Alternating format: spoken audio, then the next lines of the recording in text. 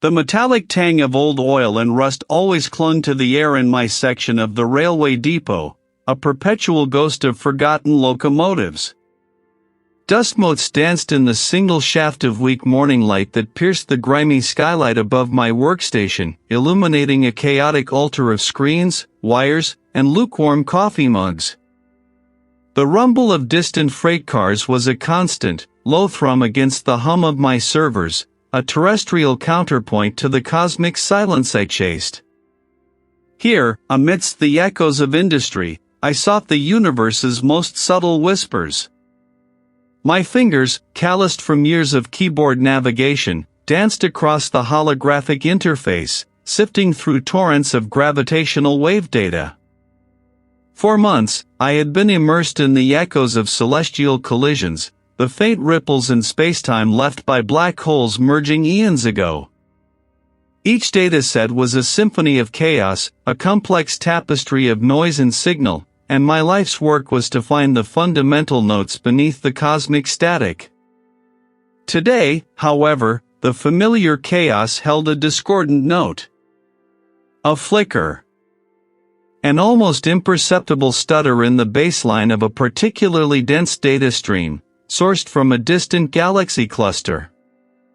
I dismissed it initially, a momentary glitch, perhaps a sensor anomaly. I reran the algorithms, tightened the filters, and watched the lines of fluctuating energy pulse across my primary screen. The anomaly persisted. My brow furrowed. I leaned closer, my breath misting the cool glass of the display. This specific stream, designated Echo 7 Delta, mapped the last moments of a colossal binary black hole system, its death throes expected to generate a specific, predictable pattern of spacetime distortion. Yet, embedded within the expected signature was this peculiar, repeating nullification. It was like a beat skipped in a drum solo, but with an unnerving, mathematical precision. I scrubbed back through the data, my heart beginning a slow, deliberate thrum against my ribs. It wasn't random noise. It wasn't an error. It was too consistent, too deliberate to be anything but a signature. But a signature of what? The universe did not simply pause its grand movements in such an orderly fashion. My initial dismissal had given way to an almost predatory focus. My fingers moved with renewed urgency, pulling up cross-referencing data, comparing Echo 7 Delta to similar events from other corners of the observable universe. Hours bled into one another, the distant rumble of the depot fading into the background hum of my machines. I forgot the lukewarm coffee, the gnawing hunger. There was only the data, the pattern, and the growing, unsettling realization that what I was seeing had no conventional explanation. Each comparison only deepened the mystery. No other gravitational wave event, no matter how exotic, displayed such an intricate, repeating cessation of energy. It was as if, at precise intervals, something was momentarily erasing the very ripples of spacetime, not absorbing them, not distorting them, but simply nullifying their existence within a localized region, before allowing them to resume. The sequence was too complex for a natural phenomenon, too precise for a cosmic accident. It was like finding a perfectly formed, repeating fractal within a storm cloud. This wasn't merely an anomaly, it was a deliberate imposition. The pattern wasn't just there, it felt placed. My mind, usually a fortress of logical deduction, started to entertain possibilities that whispered at the edges of reason. The sheer scale of the energy involved to create such a consistent nullification, even for a fraction of a second, within the maelstrom of a black hole merger, was staggering. It suggested an intelligence, or a force, beyond any understanding. I sat back, my chair creaking a protest in the sudden stillness of my thoughts. The screens glowed, painting my face in an eerie blue light. The repeating pattern, now isolated and magnified, pulsed like a silent, indifferent heartbeat across the central display. It was a rhythm, a cadence. A language, perhaps, etched not in stone or light, but in the very fabric of existence. And for the first time in my solitary pursuit of cosmic truths, I felt a tremor of something more profound than intellectual curiosity. It was a pattern, undeniably. A repeating sequence of gravitational wave anomalies, a whisper from beyond the conventional edges of observation. My fingers, stained with the faint residue of circuit boards and dried coffee, danced across the illuminated keyboard. The first, most rational instinct was to invalidate it. Noise. A statistical aberration. A faulty sensor, perhaps, or an unforeseen terrestrial interference, a phantom echo from some passing freight train vibrating through the very foundations of the railway depot. I initiated a battery of diagnostic protocols, each command a precise, surgical strike against the burgeoning impossibility. Run a full system recalibration on the primary array, I muttered to the empty air, the words swallowed by the vast, echoing space of the depot. The hum of the server racks intensified, a low thrumming heartbeat beneath the floorboards. On the main monitor, a cascade of green text scrolled, confirming parameters, cross-referencing against known baseline fluctuations. Each check returned pristine. No hardware failures. No software glitches. The instruments were singing their perfect, unblemished song. I shifted my focus to the data itself, isolating the anomaly. It wasn't a single event, but a series, occurring at intervals so precise they defied the chaotic nature of deep space. I ran it through filters designed to sift out terrestrial radio interference, atmospheric distortions, even the faint seismic tremors that occasionally rattled the old railway depot. Each filter, a net cast into the stream of information, came back empty. The pattern remained, stark and unyielding, a perfect fractal embedded within the raw data. This wasn't just noise. Noise was random, chaotic, subject to the whims of entropy. This was deliberate. I zoomed in, then out, changing the visualization parameters.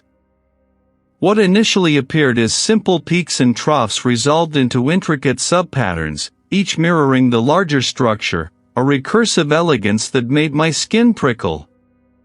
It was like looking at a single leaf and realizing it contained the entire blueprint of the forest. I ran a series of statistical analyses, calculating the probability of such an ordered sequence emerging purely by chance. The numbers spiraled into the astronomical, then beyond. Infinitesimally small.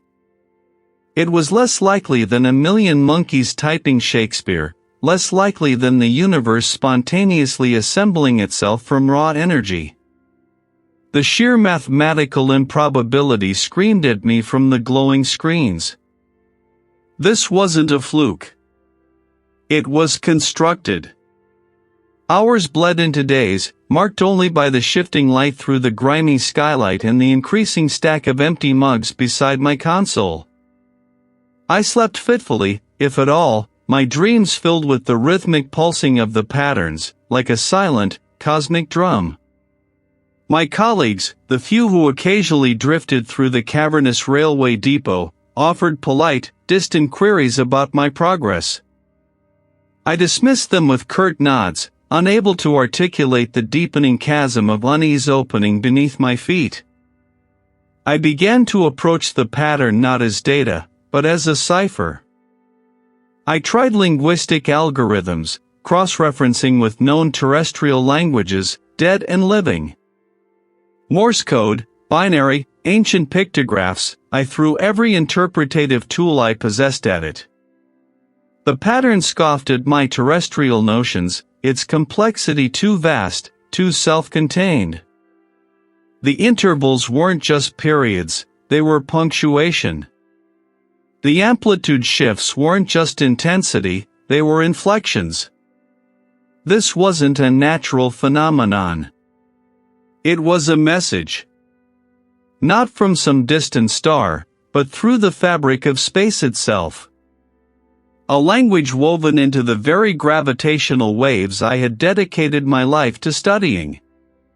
It was structured, intricate, and utterly alien. The realization hit me. With the force of a physical blow, knocking the air from my lungs.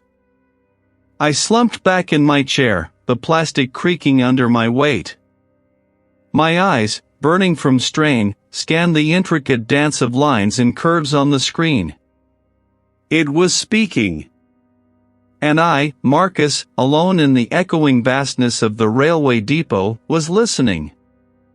The universe, I now understood, was not merely a canvas of stars, it was a page, inscribed with a terrifyingly ancient script. And I had just learned the alphabet. My fingers, stained with ink and the faint sheen of sweat, danced across the keyboard, a relentless ballet of input and analysis. Sleep had become a fleeting memory, replaced by the relentless thrum of the data. For days, the patterns had been a whisper, a phantom limb of information I couldn't quite grasp. Now, they were beginning to coalesce, to assert themselves with an unsettling clarity.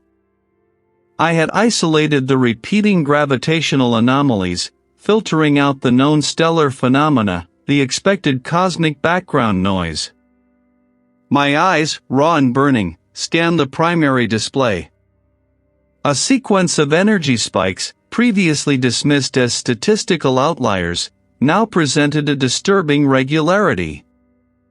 I had developed a rudimentary algorithm, a digital sieve designed to identify recurring motifs within the vast data stream. And it was working. Too well. A particular cluster of oscillations, a delicate fractal-like signature, appeared again and again. Not identically, but with variations that suggested grammar, inflection. It was like observing the same phrase spoken by different voices, or a melody played on different instruments. My breath hitched. This was not the random chaos of the universe. This was intent. Impossible, I whispered, the sound swallowed by the cavernous echoes of the railway depot. My voice was hoarse, a stranger's rasp. I zoomed in, then out, rotating the three-dimensional representation of the wave structure. Each segment, when isolated, presented a staggering complexity, far beyond any natural occurrence. A star collapsing generates a distinct signature. Two black holes merging sing a specific song. This was something else. A composition. I leaned back, the cheap plastic chair groaning in protest. My gaze drifted to the grimy windows, beyond which the skeletal remains of old freight cars slumbered under a perpetually overcast sky.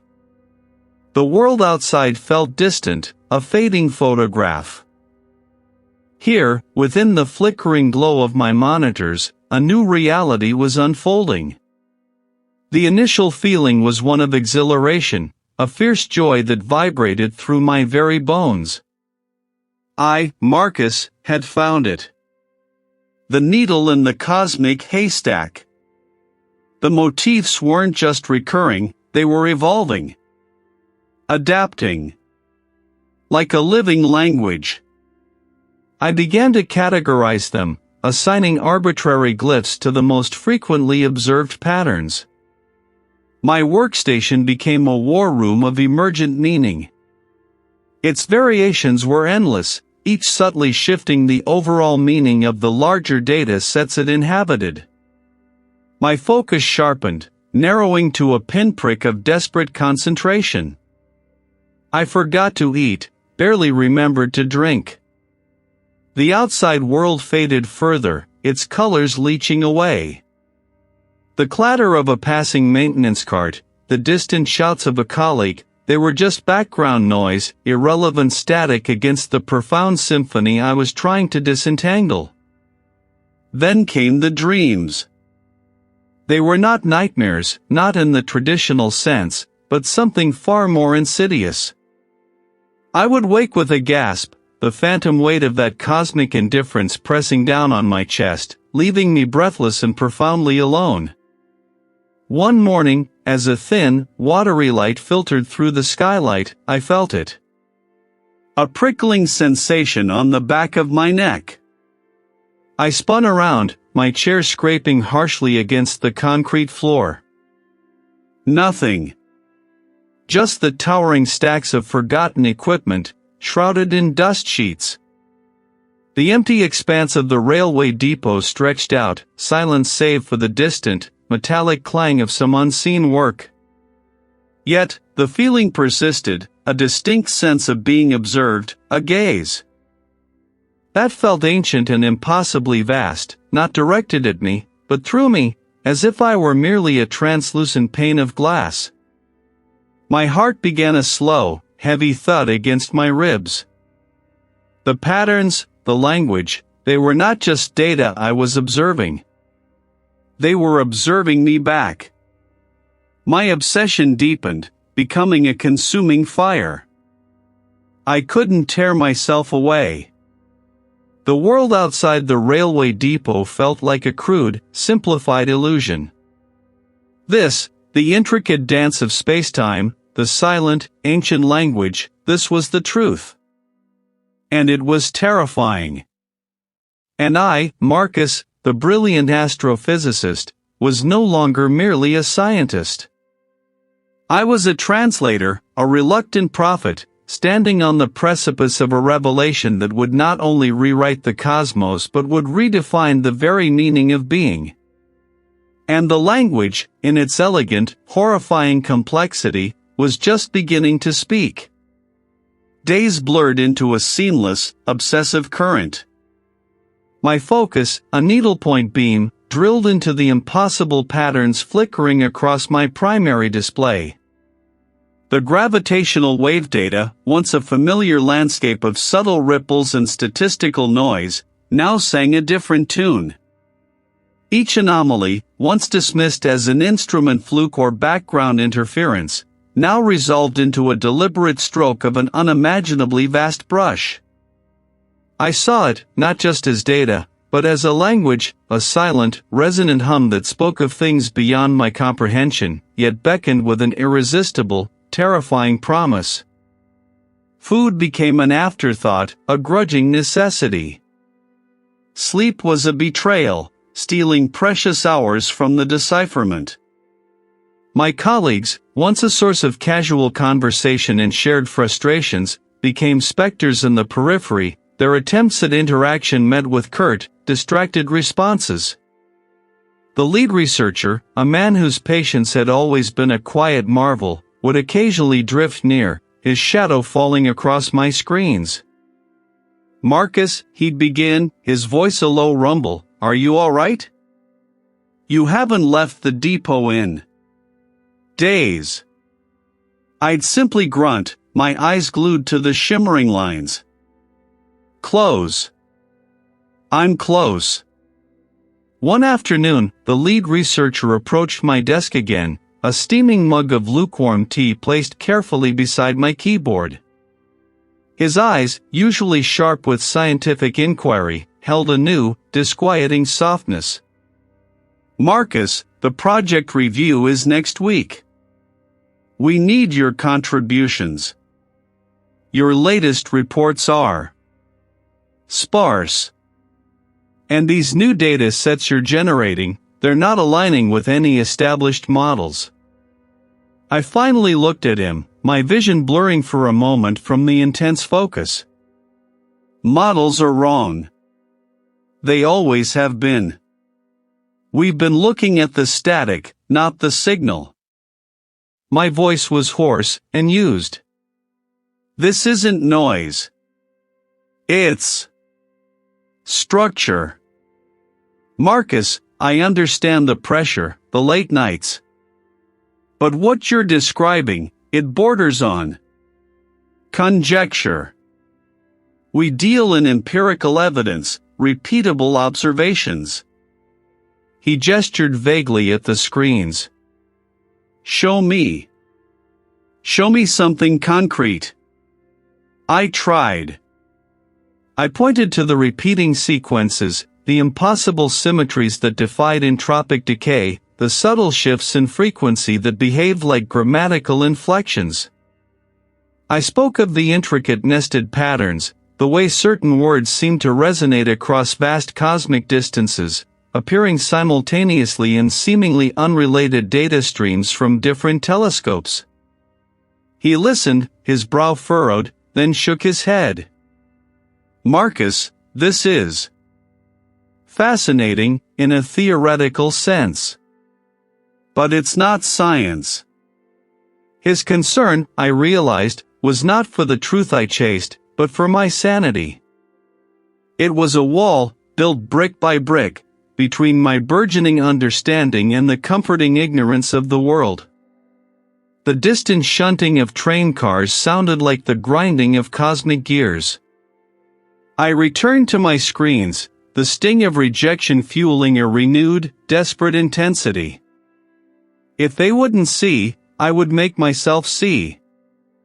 I dove back into the patterns, ignoring the gnawing hunger, the ache in my bones. And then, it happened. A breakthrough, sharp and sudden, like a rift tearing open in the fabric of my understanding. I had been focusing on the subtle phase shifts, mapping their recurrences. For weeks, they had seemed like mere punctuation, markers of separation. But now, a new algorithm, born from sleepless nights and a mind pushed to its breaking point, clicked into place. The phase shifts weren't punctuation, they were modifiers. They altered the meaning of the adjacent words, twisting their implications, adding layers of terrifying nuance. The sequence I had been staring at for days, a seemingly innocuous string of resonant frequencies, suddenly shifted its meaning. All is temporary. All is rendered. The language wasn't just a record of existence, it was an instruction manual, a blueprint for its undoing. The unrendering wasn't a metaphor. It was a literal process, encoded within the very patterns that governed the universe. The screens flickered, the geometric patterns shimmering with an unsettling vibrancy. My hands trembled, hovering over the keyboard, yet I couldn't tear my gaze away. The truth, raw and brutal, stripped away the comforting illusions of permanence. Humanity, our planet, the stars themselves, we were all just transient data, bits of information awaiting a cosmic delete command. The isolation I had felt before was nothing compared to this new, profound aloneness. I was a solitary witness to a truth so vast and terrible, it threatened to unravel the very threads of my being. And I was determined, now more than ever, to understand every single word. Even if it meant losing myself entirely to the echoes of an indifferent, ancient voice. My breath caught in my throat, a cold knot of dread seizing my chest. The screens in my study glowed, a constellation of shimmering patterns and complex glyphs. Days blurred into a single, relentless pursuit. Coffee, cold and bitter, stood forgotten beside an overflowing ashtray. The algorithm I had painstakingly crafted, my digital oracle, hummed softly, translating the impossible. Each new line of decoded text was a fresh shard of ice driven into my core. It spoke of presence. The language painted it as a fundamental constant, a sentient law of physics. It didn't exist in the way a star existed. Was existence, a cosmic architect whose blueprints were the universe's unfolding and eventual reordering? It's not observing, I whispered to the empty room, my voice a raw rasp. It's composing. The terror wasn't in its malevolence. In its utter lack of concern. We were incidental noise, a fleeting arrangement of atoms in a grand, indifferent symphony. Our lives, our loves, our struggles, all mere transient data points, ripe for manipulation or erasure if they no longer served its inscrutable design. The glyphs pulsed on the screen, a silent, ancient chorus that resonated with a truth too vast for my mind to fully grasp without splintering. A sudden, sharp clang from outside my window, perhaps a distant garbage truck, made me flinch. My eyes darted to the window, then back to the screen. My heart hammered against my ribs, a frantic bird trapped in a cage. Hallucination, I tried to rationalize, my voice thin. Sleep deprivation. But the clarity of the sound, the undeniable linguistic structure embedded in the everyday noise, lingered. I pushed back from the desk, the chair scraping loudly across the floor. The sound, again, seemed to twist, forming the phantom echoes of the cosmic tongue. My hands trembled. Driven by an impulse I couldn't articulate, I found myself walking, the city lights a blurry smear against the encroaching night. My feet carried me without conscious direction until the familiar, desolate expanse of the railway depot stretched before me. The wind whistled through gaps in corrugated iron, a mournful, drawn-out note. A distant shunting engine groaned, its metal wheels grinding against steel tracks, a sound like a giant's teeth gnashing. Then, it happened again. The wind's sigh, the engine's groan, the rhythmic clack of an unseen signal changing, they weren't just sounds. They were coalescing, weaving together, forming the distinct, impossible patterns of the language. A deep, resonating hum started, vibrating through the very ground beneath my boots, a sound that seemed to originate not from any physical source but from the air itself. It swelled, a chorus of clicks and whirs and deep, guttural tones, all meticulously arranged into the syntax I had spent weeks deciphering. I pressed my hands against my ears, squeezing my eyes shut, but the sound was not external. It vibrated within my skull, an invasive presence. It was speaking through the creak of the ancient rails, the groan of the metal, the sigh of the wind through empty freight cars. The entity was not merely an abstract concept, it was an omnipresent hum, a resonant frequency underlying everything. And it was starting to make itself known. The world around me, once solid and predictable, was becoming a canvas for its indifferent, terrifying articulation. I was no longer merely reading its instructions, I was hearing its voice, a voice that promised not destruction, but a fundamental, cosmic reordering. And I was standing right in the middle of its first, subtle pronouncements. The clatter of distant steel, the groan of shifting metal, was a constant, dull percussion against the hollow quiet of the railway depot. My chosen sanctuary, a forgotten office nestled deep within the cavernous skeleton of the old yard, offered little warmth but abundant isolation. My monitors, however, glowed with a cold, relentless brilliance, projecting the patterns that now consumed my every waking breath. I traced the evolving glyphs, the impossibly ancient language unfurling itself across the screen. A new series of concordances had emerged, twisting and braiding previous interpretations into something far more profound. This wasn't merely a record of events, it was a blueprint, a set of instructions. And the timestamps. The timestamps were wrong. Impossible. The initial dating, derived from the decay rates of the gravitational wave anomalies, had suggested an age that dwarfed human history, perhaps even the age of Earth itself. But as I peeled back the layers, correlating the nascent cosmic background radiation signatures with the evolving complexity of the patterns, a different, more horrifying chronology began to assert itself. My breath hitched, a ragged gasp that seemed to echo through the empty depot. The language spoke of beginnings, not a beginning, but the beginning. It described the nascent universe not as an emergent phenomenon, but as a deliberate construct, an initial condition set by an intelligence that existed before the Big Bang. Before time, before space, before the very laws of physics as we understood them. My mind recoiled, a frantic bird beating against an unseen cage. How could anything pre-exist existence? It was a paradox that shredded the very foundations of my scientific understanding. Yet, there it was, encoded in the rhythmic pulse of spacetime itself, the signature of an architect, an entity so utterly ancient that its consciousness was measured not in eons, but in the unfolding of fundamental constants. It wasn't merely observing, it was sculpting.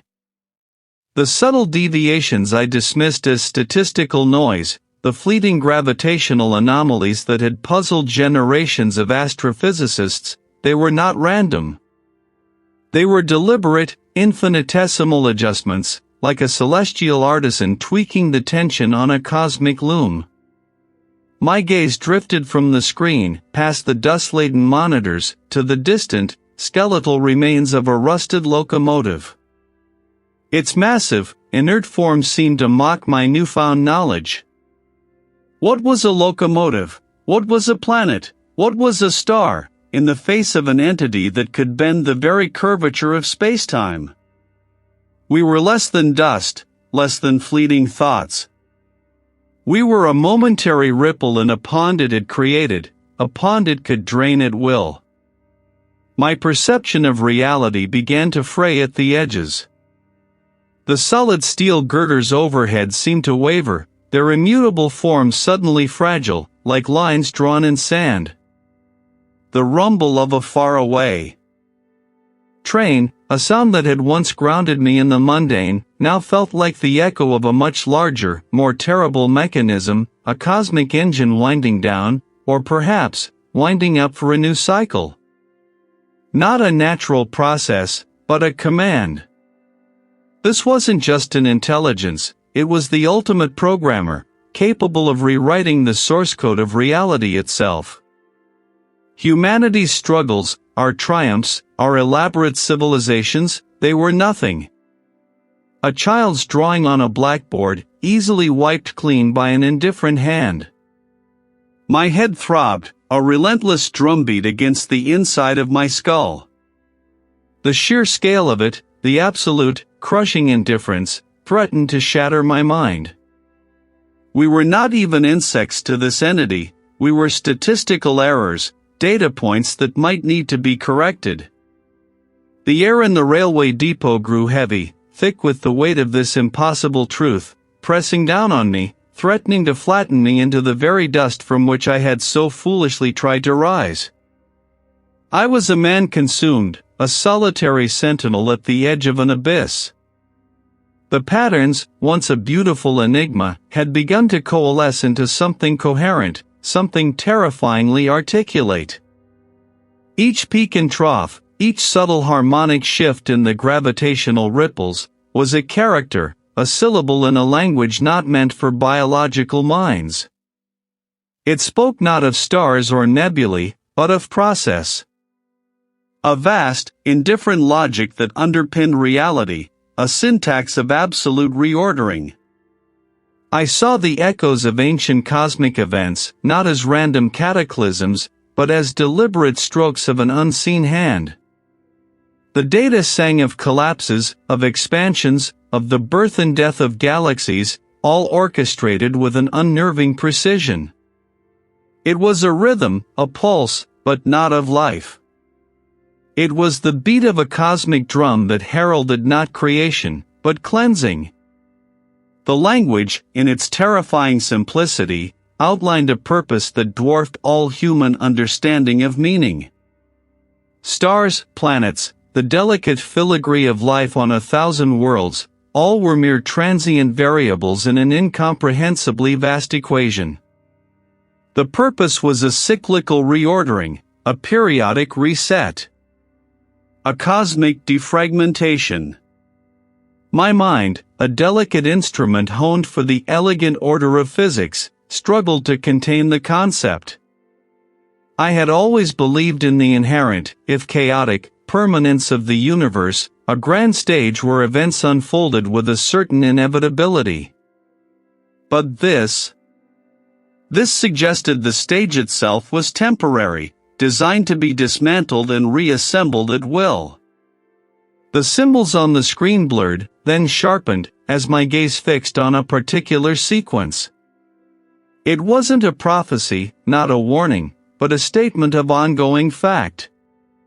It wasn't a singular event, but a recurring one, an eternal, indifferent tide that swept away existence, leaving behind only the raw data for the next iteration. It was the realization that my own existence, the very consciousness that perceived this horror, was nothing more than a momentary flicker, a fleeting pattern in an endless, cyclical erasure. My fingers hovered over the keyboard, unable to type, unable to move. The vastness of the railway depot, with its skeletal steel beams and echoing emptiness, suddenly felt less like a sanctuary and more like a tomb. The groaning metal outside seemed to mock me, the sound of a universe shifting, preparing for its next, inevitable recalibration. The truth was a chisel, chipping away at the bedrock of my sanity.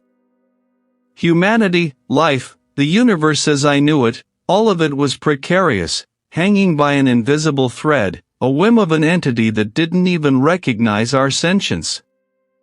We were not even dust, but less than that, a brief, luminous pattern on a grand, cosmic loom, destined to be unraveled and rewoven without a trace of our original design. This was not a discovery, it was an unmaking. And I, Marcus, was witnessing the absolute insignificance of everything.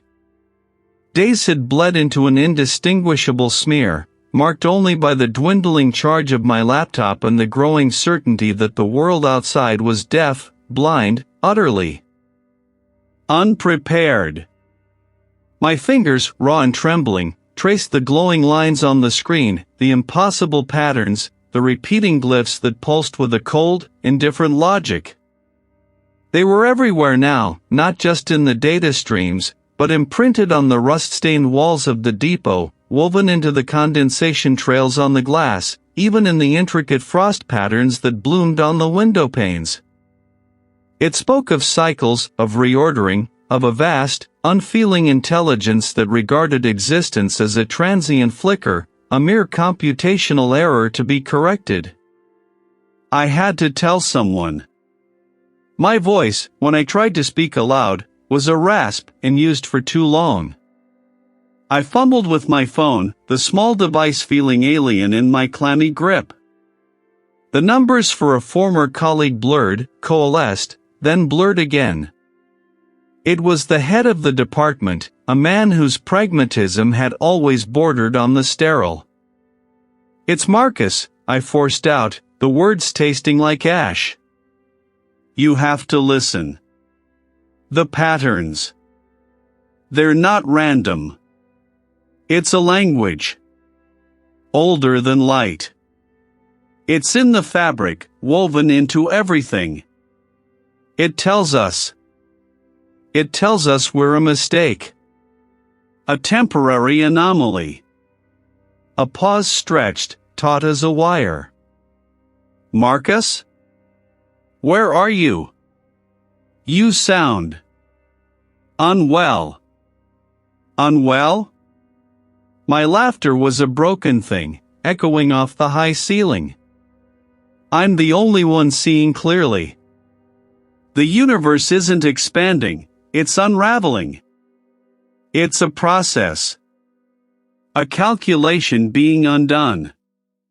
And we, all of us, are just noise. Data to be purged. The cosmic intelligence. It sees us as irrelevant. There was a sigh, heavy and weary, through the phone. Marcus, I understand you've been under a lot of stress, but this sounds like a serious breakdown. You need to come in. Let someone help you. Help me? I roared, the sound tearing at my throat. You think you can help against something that predates causality? Something that is causality? It's not a breakdown, it's an awakening. The truth is here, in the gravitational waves, in the background hum of everything. The reordering is coming. The line went dead. He had hung up. The metallic groans became elongated vowels, the clatter of loose bolts a staccato consonant. The entire structure was singing to me, a hymn of cosmic indifference, confirming my terrifying revelation. They wouldn't listen. They couldn't. Their minds were too small, too encased in the comforting lie of human significance. They would dismiss me, label me, ignore the encroaching tide of erasure. I clutched the laptop, its screen a portal to the awful truth. Not a rat, not a vagrant, but something else. A flicker, like static, coalescing into a formless geometry. It was the pattern, escaping the screen, manifesting in the dim corners of the old office. I pressed myself against the grimy wall, my breath coming in ragged gasps. The air grew heavy, thick with the scent of ozone and forgotten dust. The intricate frost patterns on the window pane began to shift, to flow, forming glyphs that mirrored the data on my screen, but larger, more intricate, impossibly ancient. My own heart hammered against my ribs, a frantic drum against the slow, deliberate rhythm of the universe's inevitable reordering.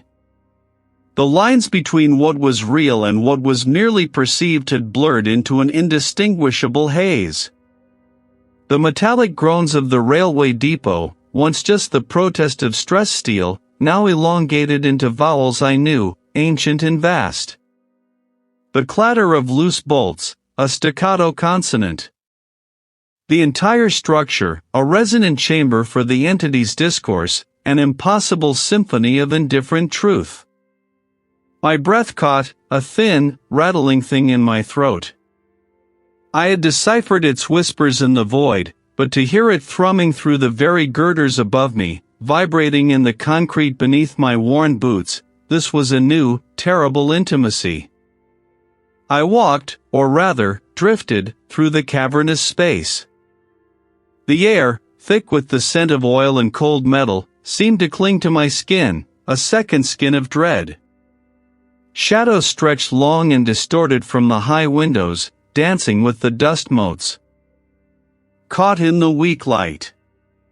Each shifting shape, each deepening pool of gloom, began to form the intricate sigils I had come to know. The flickering fluorescent lights overhead, their hum a high-pitched whine, stuttered out patterns that resolved into rhythmic sequences, a pulse of meaning. My eyes, refusing to blink away the sight, tracked the silent conversation unfolding on every surface. A colleague, a lean man with tired eyes, walked past, pushing a heavy trolley laden with parts. He offered a curt nod, his gaze unfocused on some distant thought. But as he drew near, his face, etched with the ordinary weariness of a long shift, seemed to ripple. The lines around his mouth, the faint crow's feet at his temples, the subtle shift of muscle as he spoke a greeting I barely registered, they all twisted into the familiar, unsettling geometries of the language. His features were not his own, they were a fleeting projection, a momentary translation of the cosmic script. He was a vessel, unknowingly articulating the entity's pervasive message. He saw nothing, heard nothing, lived within the comforting lie of his own existence. "Marcus," the colleague's voice, muffled and distant, broke through my trance. "You look like you've seen a ghost." I could only manage a half-choked sound, a dry rasp. The words I needed to form, to explain what I saw, felt impossibly heavy, useless. I wanted to scream, to tear at my own eyes until the sight was gone, but a deeper, more terrible compulsion held me. I had to see. I had to understand. I retreated, stumbling back towards the relative isolation of my makeshift workstation, a cluttered desk tucked away amidst towering stacks of decommissioned machinery. The thrumming intensified, a pressure behind my eyes, a vibration in my bones. The air itself felt heavy, charged with unspoken pronouncements. Every gust of wind rattling through a broken pane, every drip of condensation from the high ceiling, every groan of settling metal became a part of the overwhelming chorus. It wasn't just in the deep space data anymore, it was here, now, in the mundane, the immediate, the terrifyingly real. The ceramic felt rough, alive, its surface a microcosm of swirling patterns. My eyes, wide and bloodshot, held a frantic glint. The lines on my face, the subtle asymmetries, mirrored the same cosmic language. I was not immune. A fleeting pattern, a temporary arrangement of matter, speaking the same ancient, indifferent truth. The realization struck me with the force of a physical blow. The entity was not merely communicating through the universe, it was the universe, or at least, its underlying, fundamental grammar.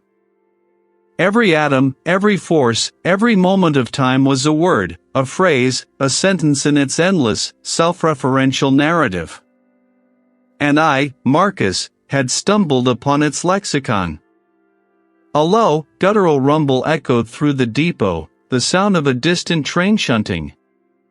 It wasn't just a train. It was a declaration. A vast, undeniable statement of purpose. The noise vibrated through the floor, up my legs, into my chest. It felt like the very world was pressing in, a colossal hand closing around me, not in malice, but in utter, profound indifference. The air grew thin. I was suffocating, not from lack of oxygen, but from an overdose of truth. The entity wasn't just speaking, it was existing, and its existence was consuming mine. The air in the railway depot clung to my skin, a frigid, metallic breath that carried the ghosts of steam and grinding steel. Rust-scabbed tracks, slick with ancient grease, snaked into the gloom, vanishing beneath the skeletal frames of dormant carriages. My breath plumed, thick and white, a transient marker against the cavernous silence. Here, amidst the monumental husks of forgotten journeys, I sought my own passage. My makeshift station was a solitary island of blinking lights and humming conduits, nestled between a towering, soot-stained boiler and a stack of splintered wooden crates. Cables, thick as my wrist, spider-webbed across the grimy concrete floor, connecting a modified signal amplifier to a repurposed satellite dish I'd salvaged and painstakingly reconfigured. The dish, perched precariously on a rickety scaffold, pointed not to the heavens, but inward, towards the very heart of the data stream I had chased across the cosmos. I traced the cold, rough casing of the amplifier with a gloved finger. The knowledge I held, raw and indigestible, had stripped away the comfortable illusions of meaning, leaving me adrift in a cosmos that viewed existence as mere computational output. I was no longer seeking answers, I was seeking absorption. Communion. I was bypassing every safeguard, every filter, every gentle attenuation I had built into my system. I was going to expose myself, directly, to the undiluted influx of the anomaly data. The thought was both terrifying and exhilarating, a perverse promise of clarity. "Just a little closer," I murmured, the words swallowed by the vast emptiness of the depot. My voice sounded thin, alien. The previous fragments, the glimpses through the data, had fractured my perception, leaving me with a reality that felt flimsy, a stage set for a play I barely understood. Now, I would step behind the curtain. I checked the connections one last time, my movements precise, methodical, almost ritualistic.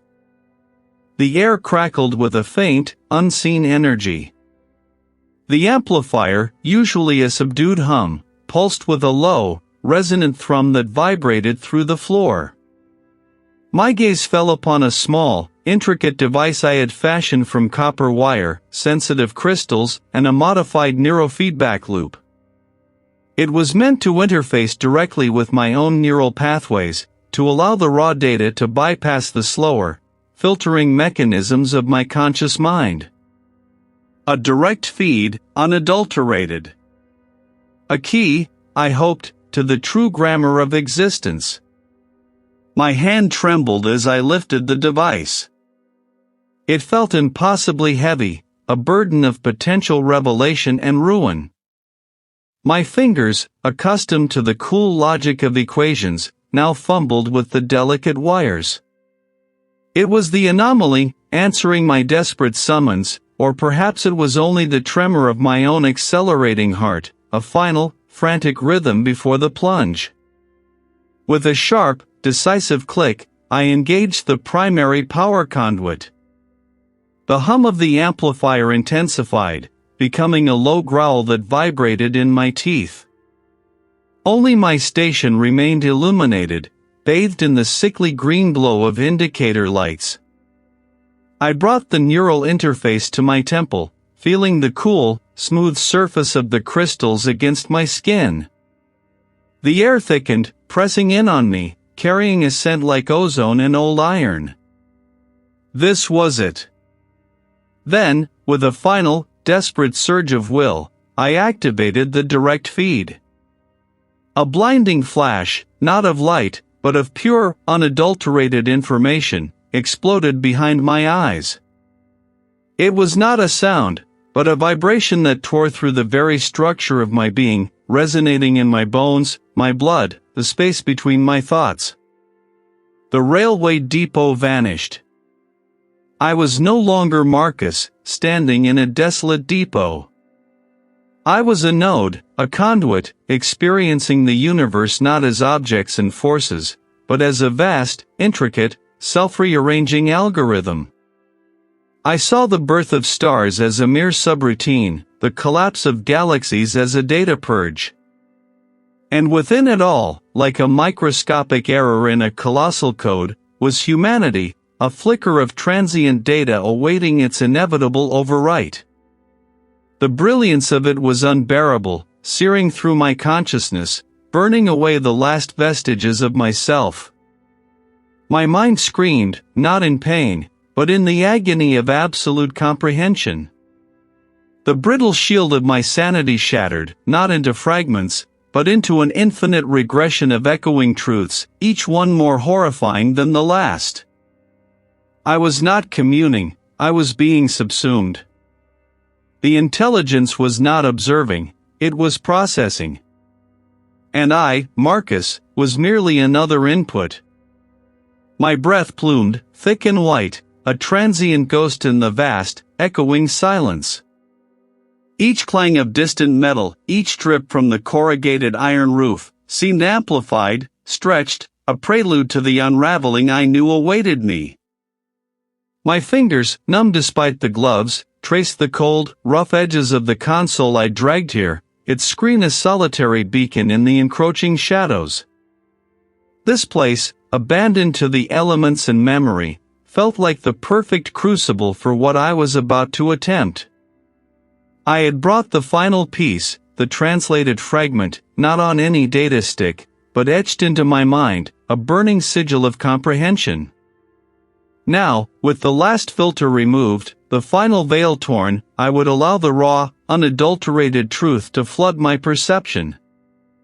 I powered the console, its hum a low growl in the cavernous space. On the screen, the shimmering, impossible geometry of the space-time language pulsed, no longer an abstraction, but a living, breathing entity of pure information. A part of me screamed, a distant, muffled echo of self-preservation. But another, dominant part, craved the clarity, the terrible, final understanding. I pressed the key. It wasn't a sound anymore, but a feeling, a pressure against my inner ear, a resonance that bypassed my senses and struck directly at the core of my being. The patterns shifted, no longer confined to the display. They bloomed in the air, intricate filigrees of non-light, coalescing from the dust motes, the condensation on the iron beams.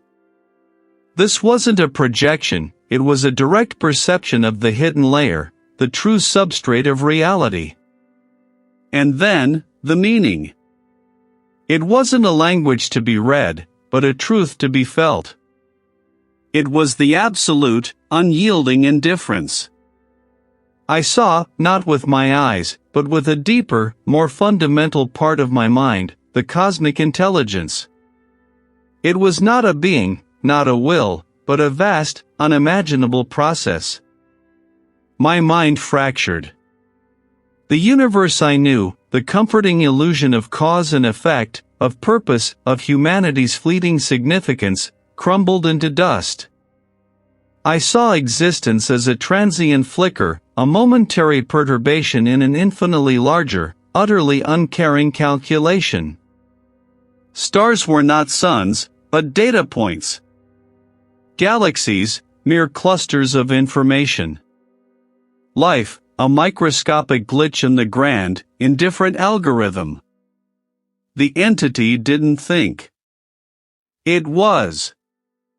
It didn't act with intent, it expressed itself through the very unfolding of spacetime.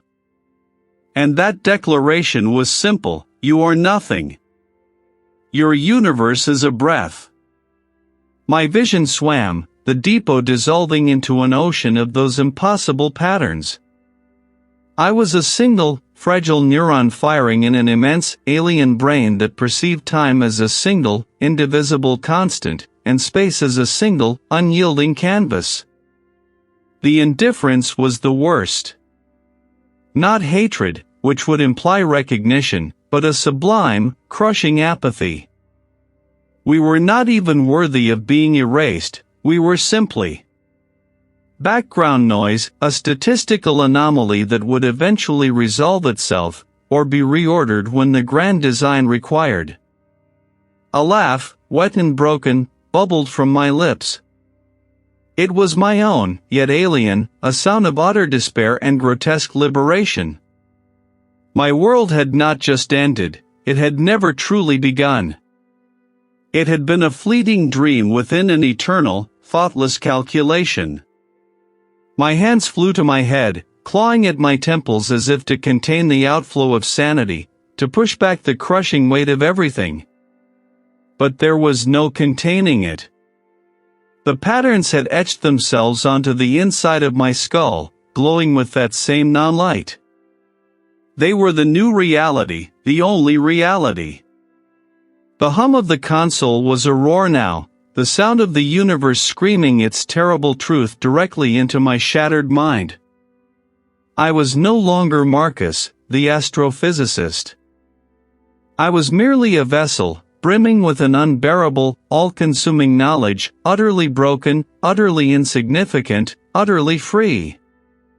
My body convulsed, a ragged gasp tearing from my throat. My vision swam, the railway depot dissolving into an ocean of those impossible patterns. The cold was no longer just physical, it was the cold of absolute cosmic emptiness, a void that had swallowed all meaning, all warmth, all hope. My consciousness. It fractured, splintered into a million crystalline shards, each reflecting a terrible, indifferent truth. A shadow fell over me, then another. Voices, muffled at first, like stones tumbling through deep water, began to coalesce. He's still alive. Look at his eyes. Like broken glass. A rough hand, calloused and smelling of diesel, turned my head. The patterns were still there, shimmering just beneath the surface of my perception, a silent, terrifying language woven into the air itself. They pulsed, a slow, deliberate beat, the rhythm of a universe unmaking itself, reforming, unmaking again. A siren wailed, a shrill, insistent shriek that grated against the cosmic silence in my head. They lifted me, a puppet with severed strings, my limbs heavy, useless. The jolting motion was a fresh torment, each bump a hammer blow against the delicate structure of my shattered mind. Through the blurry window of the transport vehicle, the world outside rushed by, a blur of mundane streets, oblivious faces. How could they not see it? How could they walk beneath that vast, indifferent sky and feel anything but the crushing weight of its truth? The journey ended in a place that smelled of damp concrete and something vaguely antiseptic, though no true cleanliness could ever touch its profound desolation. It was an abandoned factory, its windows boarded, its vast, echoing spaces now partitioned by temporary walls of rough-hewn timber and corrugated metal. Here, the hum of fluorescent lights replaced the deep thrum of the cosmos, a grating, artificial sound that offered no comfort, only a ceaseless, low-level thrumming against my exposed nerves. They placed me in a small, stark room. The cot was hard, the blanket thin. My hands, I noticed, were bound, not tightly, but enough to prevent any sudden movements. It didn't matter. My body was a husk, a forgotten vessel. Days bled into weeks. Time, once a linear progression, became a swirling vortex, punctuated by the arrival of different figures. There was the burly guard, his face a mask of weary indifference, who brought meager rations. There was the quiet interrogator, who spoke in soft, probing tones, his questions like delicate instruments attempting to pry open a locked box. Marcus. My eyes, I knew, mirroring the emptiness I had seen. He couldn't understand. How could he? His world was built on solid ground, on observable phenomena, on the comforting illusion of human significance. They are the language. He would nod, a practiced, sympathetic gesture. Yes, Marcus. We understand you've been under immense stress. Your work, it's very demanding. Stress. Demanding. They reduced the unraveling of reality, the revelation of a primordial intelligence that saw stars as mere pixels in a grand, indifferent design, to stress. They saw the horror in my eyes, the tremors in my hands, the vacant stare, and labeled it a breakdown. A collapse. A consequence of too many late nights, too much isolation, too much ambition. They brought others. A stern-faced observer who scribbled notes on a pad, her gaze clinical, detached.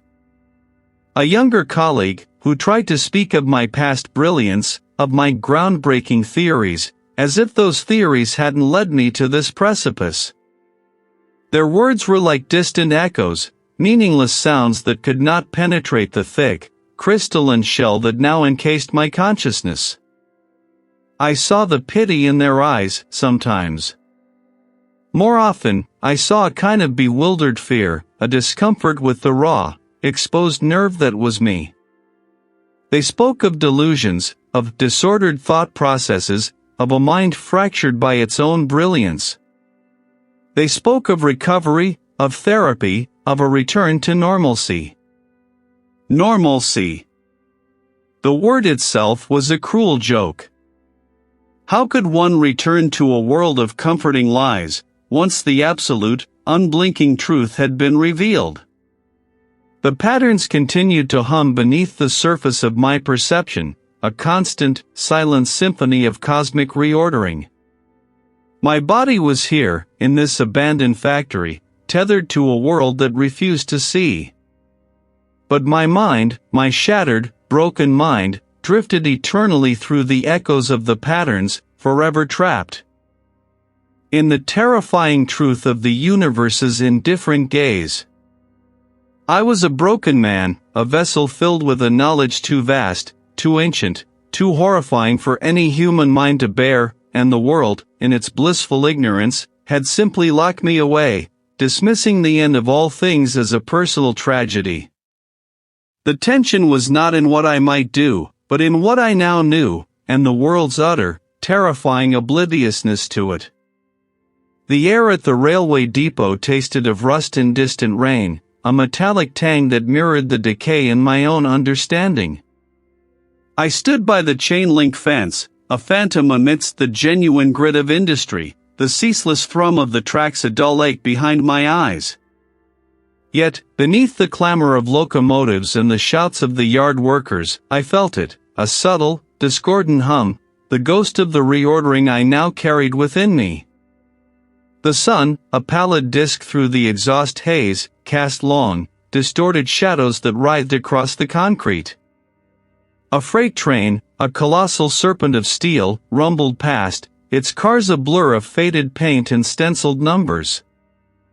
I watched it, not truly seeing, until a particular sequence on a boxcar snagged my awareness, 7-1-3-0-9-5. A meaningless string to anyone else, but to me, it was a whisper from a forgotten dream, a fragment of a pattern I had once painstakingly extracted from the deep space data. It was too precise, too resonant with the intricate geometry of the cosmic language that had unmade me. My breath hitched.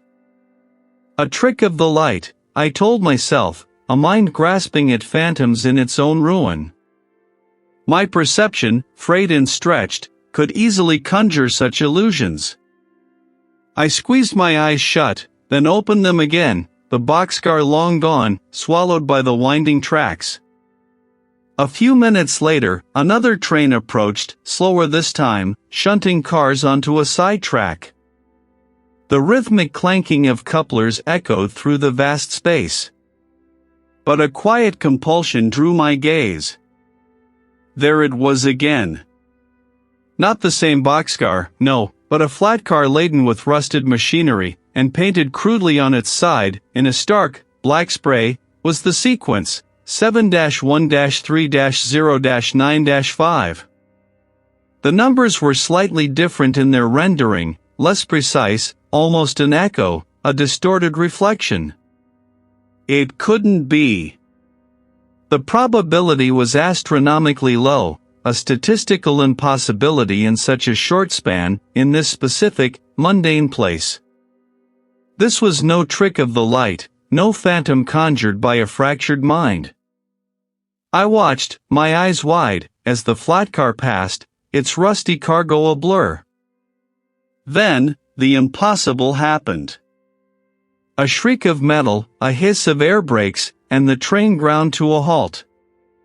A yard worker, his face a mask of grease and exhaustion, waved a lantern, signaling something to the engineer. The flat car, the one with the numbers, was now directly in front of me, stationary. I could see the crude spray paint, feel the uncanny resonance. And then, slowly, ponderously, the train began to reverse. It pulled back, revealing another set of tracks, seemingly empty moments before. My vision seemed to waver at the edges, the concrete beneath my feet feeling less solid. 3 times. 3 distinct instances, each subtly different, yet undeniably linked by that specific, impossible sequence. The world was not merely reflecting my internal chaos, it was echoing the cosmic design I had uncovered. The reordering was not confined to the abstract mathematics of spacetime, it was seeping into the concrete, the mundane, the tangible. The very fabric of causality seemed to ripple, allowing these impossible coincidences to manifest. I was a Cassandra, seeing the subtle shifts, the almost imperceptible adjustments, but utterly powerless to explain them, to make anyone else believe. This was the lingering influence, the tendrils of the cosmic intelligence reaching down, brushing against the surface of our reality. It was not a malevolent act, not a deliberate torment, but simply the consequence of its indifference, its vast, uncaring manipulation of existence as data. My sanity was not unraveling, it had simply reconfigured itself to perceive the truth. And in that terrifying clarity, a strange resolve solidified within me. If the world was to be reordered, if the grand illusion was to continue its slow, agonizing collapse, then I would bear witness. I would be the solitary observer, the silent archivist of its demise, even if it meant forever walking the razor's edge of my own perception, trapped between the seen and the unseen, the real and the reordered. The symphony of cosmic change played on, and I, Marcus, was its lone, horrified listener. The air at the railway depot, thick with the metallic tang of rust and the ghost of diesel, tasted like a premonition. The world had not stopped for me, but it had begun to subtly warp, its edges fraying under the weight of the truths I had unearthed. I was here, drawn by an instinct, a whisper from the patterns. My deciphered language, a tapestry woven from the very fabric of spacetime, had hinted at localized interference, faint tremors that were not gravitational waves themselves, but rather distortions in the ambient reality surrounding them. A signature. I had come to this place, this nexus of mundane transit, hoping to observe, to corroborate, to confirm the unthinkable. A leviathan of corrugated steel, its rust-streaked flanks catching the last, weak light, shrieked to a halt on a parallel track. Its brakes hissed like a dying serpent, exhaling plumes of steam that billowed, momentarily obscuring the grimy landscape. The steam, smelling of hot metal and damp earth, dispersed into the chill evening, revealing the stark lines of stacked timber and discarded machinery. He wiped his brow with a grimy rag, a figure of weary, honest toil. He walked with the practiced gait of someone accustomed to the uneven ground, heading towards a small, corrugated iron shack that leaned precariously against a towering stack of wooden pallets. As he passed the weathered timber, something happened. The shadow cast by the timber, usually an obedient twin to the solid wood, shimmered. It deepened, then stretched, elongating into a grotesque, impossibly slender form, before snapping back to its original, defined outline. A blink and you miss it distortion, a ripple in the visual field that defied all laws of optics. The yard worker, his back to me, paused. He turned his head slowly, a slight frown creasing his brow, his gaze sweeping over the timber stack, then the ground, then the flickering industrial lights overhead. He shook his head, a gesture of dismissal, perhaps attributing the fleeting anomaly to fatigue or the unreliable illumination. He continued on his way, his heavy boots crunching on the gravel, his small, human world undisturbed. But I had seen it. I had felt it. It had stretched like a membrane, thin and taut, then relaxed. The subtle anomaly in the deep space data, which I had first dismissed as equipment noise, then recognized as the entity's signature within the cosmic fabric, was now manifesting here. On solid ground. This was not a projection, not a hallucination. The entity's influence was not confined to my tortured mind, nor to the abstract realms of spacetime. It was seeping into the tangible world, a slow, insidious spread. The yard worker had felt it, a momentary incongruity, a glitch in the familiar. He had dismissed it, as humanity always dismissed the uncomfortable truth that lurked just beyond the veil of perception, but I couldn't. My breath caught in my throat, tasting of the same rust that clung to the rails. It was the vibration of a world beginning to hum a different tune, a discord only I could truly hear. The reordering was not a distant threat, a theoretical end. This was not merely the unraveling of my sanity, it was the unraveling of everything. I had to understand how far this subtle intrusion had gone, how deeply the threads were being pulled. It was a rhythm, I now knew, of meaningless motion.